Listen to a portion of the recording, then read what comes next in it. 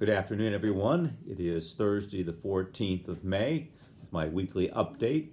We do have some information about the reopening of the churches, but I'll come back to that. But I wanted to give an update about what I said on Sunday at the homily about bulletins and missalettes and Catholic New Worlds and the little white books for Easter. They are available at the little red library lending box in the front of the church by Fenoy's Bench there off Austin Avenue. And if you know somebody and take care of your neighbors and bring them that would be a great thing. The other thing is, because of what's going to be going on, it's really important that we try to have contact with everybody in the parish. And so while we have some volunteers calling certain people, for particularly elderly, for the shopping angels to see if they need help, there are a lot of people who are not on the internet and who, for whatever reason, are not connected to the website at all. So they're not hearing or receiving any of these communications. We're going to try to get something out, but it would be by mail, but it would be helpful if any of you have neighbors who perhaps are not connected to clue them in. One of the things is, as we start to reopen the church, particularly when down the road we have the opportunity for opening up Sunday Masses again, we're going to need to be able to reach everybody, and I'll explain that in a few minutes, so please keep that in mind. So we have had some notification from our Archdiocese. Many of you perhaps saw it in the newspaper today that the Cardinal has approved a plan for the gradual reopening of the churches, and that's true. It will happen. I also received several reports that there's certain stuff going out on Facebook about reopening the parish. And I would reiterate, I am not on social media. So unless it comes from me or the principal or Deacon Bill on the app or the website, it is not an official communication of the church, and do not believe it. In fact, you would ask whoever you see it from to where they got the information, and then if it didn't come from me, if they said it come from me, let me know, because it may or may not be true. So the information is simply this, and we don't have much at the moment. The Cardinal has been in communication with the other bishops, the Archdiocese of the Illinois province, so the other Rockford and so forth bishops, and with the governor's office. And they've agreed to a common plan that affects at least Chicago, Rockford, and the Joliet Diocese and all the counties that are involved there. But they're trying to keep up with what the governor and the CDC and the Illinois Department of Public Health recommend for health procedures, as well as the limitations that the governor has placed. And so at the moment, there will be no large public gatherings till after May 30th, and probably now, from what the governor is saying, that's not going to be permitted probably until the end of June or whenever they get around to saying that there's a diminishment in the threat. So for the moment, we're going to go through with the presumption that there are going to be fewer than 10 gatherings. At least that's what the Cardinal has said. So the communication that went out to all the pastors on last night, and certainly the stuff that we're getting also through the webinar we had today. We had another one on Tuesday, and another one will be coming forth. They're going to have one tomorrow. We'll get more information on Monday.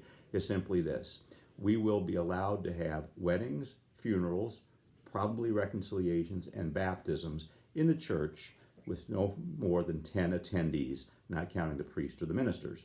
That will begin May 23rd, provided that we have complied with everything that they've requested in terms of certification and the procedures and policies. Each parish has to apply for permission to reopen.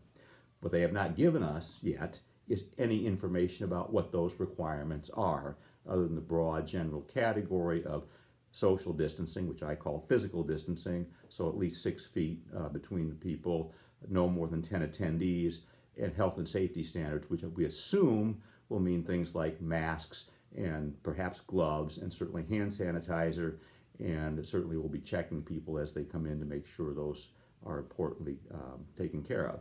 The other thing that may begin as early as May 30th is opening the church for private prayer and perhaps adoration as well. Again, limited to only 10 people, and we also have to be certified for that as well, which will involve getting some volunteers. They're asking for volunteers for people who are not a high-risk group. So it will be somebody who is under 60. It will be somebody who is not got other comorbidities such as diabetes, asthma, those kind of respiratory illnesses, and has not been have the illness. Obviously, no fevers or things like that. Anyway, so we are going to get information on that hopefully on Monday, is what I'm hearing from the bishop's office, about what we need to do to get certified. And there's supposed to be webinar trainings beginning next week for those volunteers and staff people who will participate in this. And when we have that information and we have volunteers to do so, we'll then be able to apply for certification. But again, for the immediate future, it's only for weddings, funerals, baptisms, and reconciliations of fewer than 10 attendees maximum outside of the presiders, the ministers. So that still limits us. So there's really no time frame at the moment for reopening for Sunday or daily masses. My presumption from the way the letter was written, and we have put the letter on the website from the Cardinal, it will be in the bulletin, but unfortunately it will not be in the bulletin until the 24th, because the bulletin for the 17th was already sent out this past Tuesday, so we don't have obviously a way to recall that. So the presumption is that for the immediate future we will not be having Sunday masses, but from the way the letter was written, it suggests that perhaps we'll start with daily masses first to see how that goes.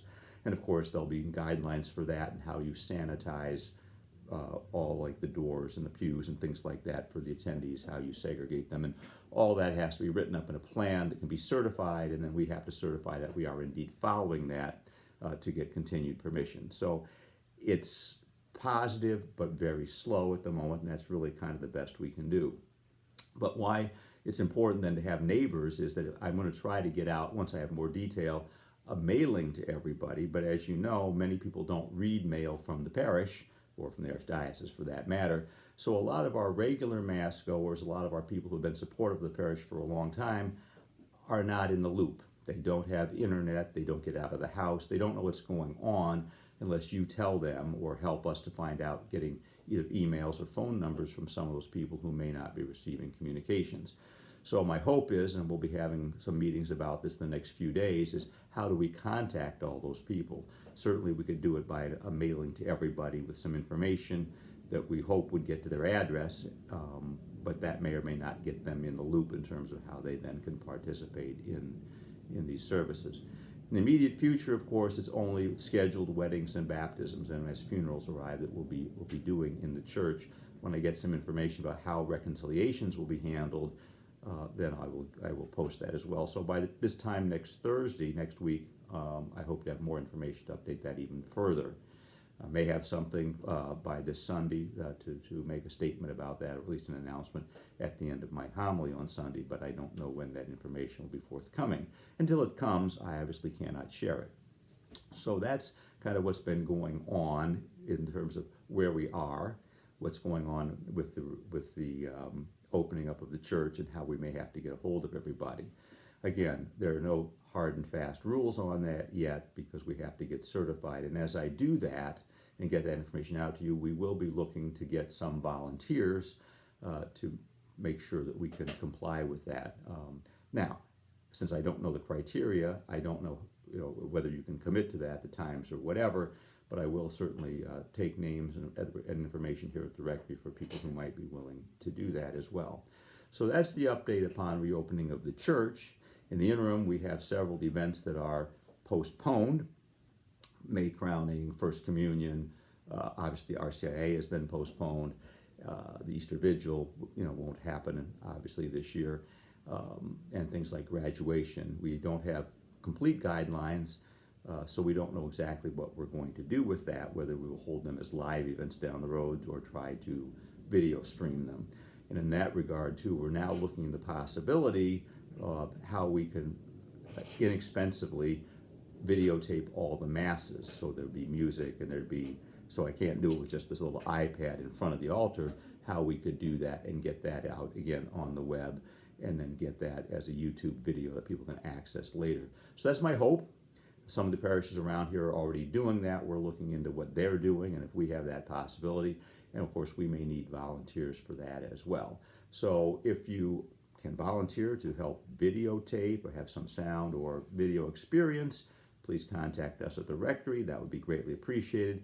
If you have access to things like hand sanitizer and handy wipes and all those kinds of things, masks, we're getting some of them, but everything is on back order. So, if you get some of them for us, that would be gratefully helpful too.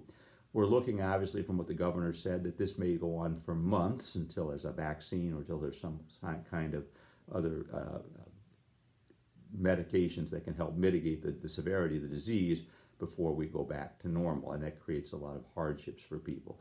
We're clearly still having financial hardships, as are many of our parishioners, so many of our school parents. We're in a great deal of uncertainty at this time about enrollment for the future of the school and how that's going to get paid, and obviously then the future of the parish itself in terms of what we can afford to do based on lower collections until things get back to normal, and what that will mean for staff cuts or service cuts.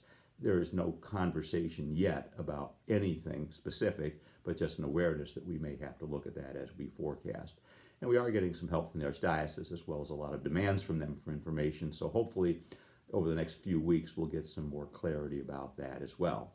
So in the meantime, continue to stay safe, stay healthy, do practice physical distancing and good hygiene. It's the only way that the culture will be able to get back to normal. Certainly it's not just our neighborhood, it's the entire city, the entire state that needs to do that, because that's how the governor is basing his decisions.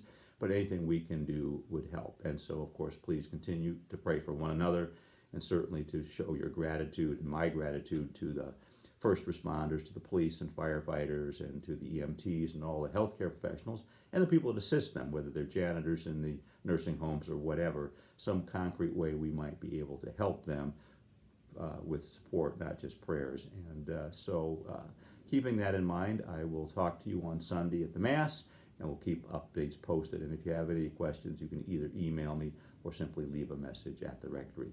Take care and have a wonderful day.